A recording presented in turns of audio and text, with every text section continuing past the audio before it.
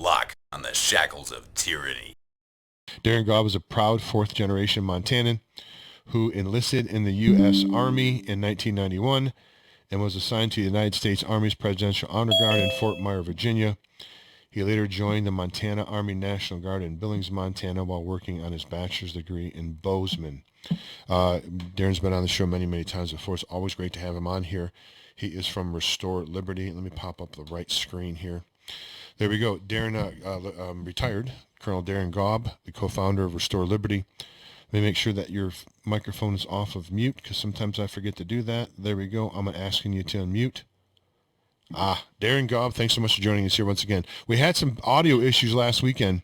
Well, I've repaired them now, but I couldn't hear you when the tape got played back. That's why I didn't post your video, because it was just you doing this. I'm like, that's not very flattering to Darin, so I'm not going to post it. It heard me, of course, my big mouth, but they couldn't hear you. So we corrected that issue, and I apologize for that. It was a great interview, by the way.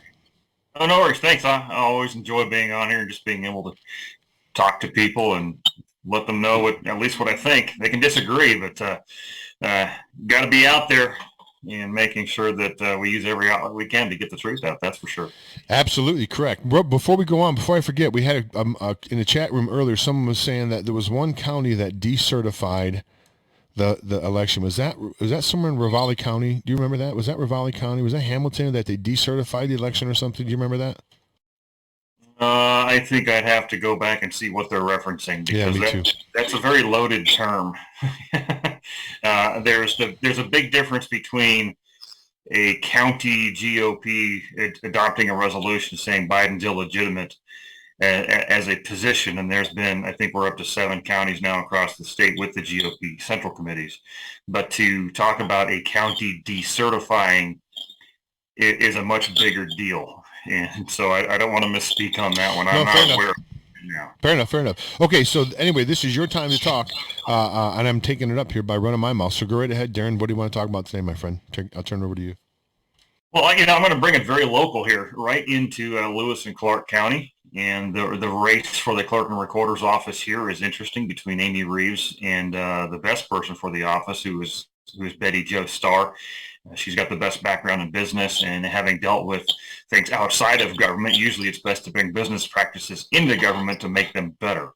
But what's most interesting is a mailer went out across this county supporting Amy Reeves for clerk and recorder. And as you look at that mailer, it talks about it's a PAC-funded mailer from Open Democracy out of Washington, D.C. She's the only clerk and recorder they're supporting in this entire state for that position. Not Montana affiliated in any way, shape, or form. A very far socialist and / communist style organization, and they're not hiding it. It's all right there. You can look it up. It's not a mystery to any of us who've taken a few minutes to research them. And they're putting their money into a single clerk and recorder's race out of 56 counties in the state of Montana. The question would be, why? Why? And Amy Reeves cannot be held accountable herself for getting the support from these socialist groups, because I run a federal super PAC myself, so I know the rules. They do what they're going to do, and the candidates cannot be collaborated with. Their managers cannot be collaborated with. It's just not what happens. Now, if it happened, it's hard to prove. But why would they, in their strategy, say that this is the one they want to get involved in? What's so important about that?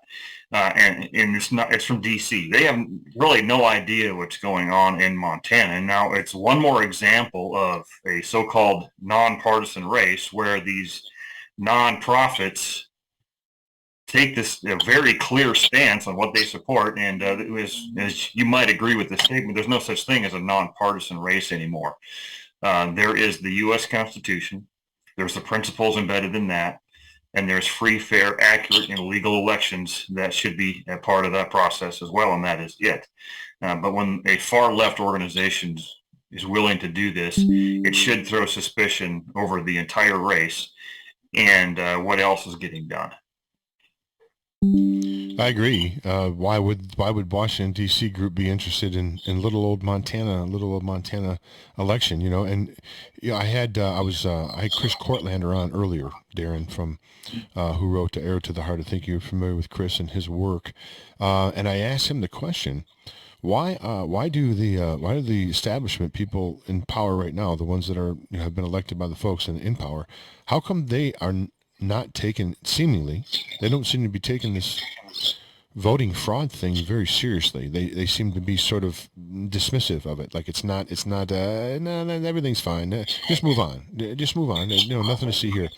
That concerns me somewhat. And I wonder, Darin, if we're not into a situation, and this is speculation, where once you get so high up in the power structure, you realize that you have to protect the power structure, because if you don't, it's going to bring you down and everything with it. And I hate to sound so pessimistic, but I mean, you can either agree or disagree, or give me your thoughts on that. It's just, I'm trying to come up in my mind a reasonable explanation why the people that are reelected to represent us are not being more serious about the voter fraud issue and looking into it, I think, way harder than they should.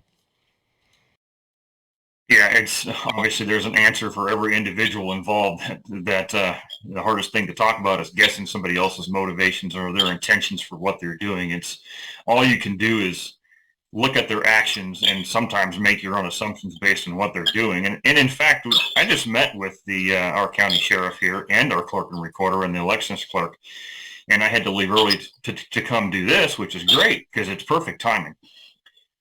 And before I left, I told him quite simply, I said, here's a position that's based on principles that within Restore Liberty we talk about as an individual. I talk about, which is, if you were to lay out every single thing in the elections process from the beginning to the end and let the public see it all, digital, human, systems, regulatory, law, whatever all those pieces and parts are, and the results were the same, then so be it. At least we know that let's just make it simple. We're two teams competing on the same battlefield under the same rules.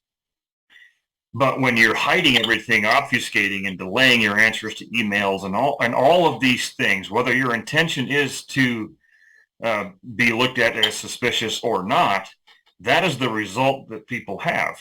Why are you hiding everything? We just want to see the truth, know the truth, have confidence in these systems. And by the way, the confidence in the systems of our lotteries are much higher because of the rigor that's put into those systems. It's much more robust than our own election systems are. I just want to know for a fact that you can trust all of this and that the results are true, and then I can turn my energies into educating people on the bills, the candidates, and the process. And of course, it assumes it's able to get through our state Supreme Court, as we mentioned before. But we've got to start somewhere. And if we're not fixing elections, then we're not fixing anything. And I mean that making them accurate, not fixing them like, trying to get into the system and make it say what we want it to say. Well, you bring up a good point. Historically, anytime, we've been known, the men and women of this nation, if they vote and their person doesn't win, well, they say, well, it's too bad, we'll get them next time. And they usually get behind, most cases, get behind the person that's in power because everybody sort of pulls together. This is not the situation any longer. It's so, everything is so divisive, and there's so much. I think, Darin, one of the problems that we have here is that we've been infiltrated. I think that I think that the establishment types that want, and then you can argue what they want. I mean, there's a wide variety of things we can talk about there. Not that rabbit hole. Anyway, I think that we've been infiltrated, and I think some people that claim that they are for this country are not, and they're working against it. And I think we have to find out who those folks are. We have to neutralize them, man. We have to expose them. And I say neutralize them, not in the sense that you would know from the army, from the service. Not neutralize them that way. Hold on a minute. I mean neutralize their influence and expose them. How about that? Yeah, no, I certainly get that. We're finding that regardless of whether you're a donkey or elephant, red or blue, whatever that may be, that both sides have plenty of people that are beholden to powers and entities that they shouldn't be, other than the American people and the Constitution under which we live. That is the only measurement that should matter. that people have to remember too that the hierarchy of the structure in America is the individual, the family, the community, the state, and on down to the federal government. It's not the other way around. That's right. We don't need an oligarchy. We don't have a king. And also that the original election deniers' names were people like Hillary Clinton, Stacey Abrams. That's right. So let's remember when we talk election deniers that both parties have been involved in that, and I think it's up to both parties and ultimately all Americans to do what they can to verify that our elections can be trusted, regardless of results. With everything we can do, just running out of time here pretty soon, Darin. But with everything we can do in this country, all the technology that we have, and all the ingenuity and everything we've done and built, a lot of times, in some cases, just by the sweat in our brow, we can't have a paper election ballot and count these things. I mean, seriously, in America in 2022, we can't do it properly. I just don't buy it, man. I believe that I believe it's whatever cycle it is. I think both sides benefit. That's why there's no will, I think, to change it. I agree. No, we can hand count them in every single county in Montana. We can do that, and we need to do that. And every single precinct that is out there needs to have people in each of those precincts that are willing to step up and say, you know what, I will count them. Some of the people's concerns are the fact that, Billings is too big. No, it's not. It was hand counted for years.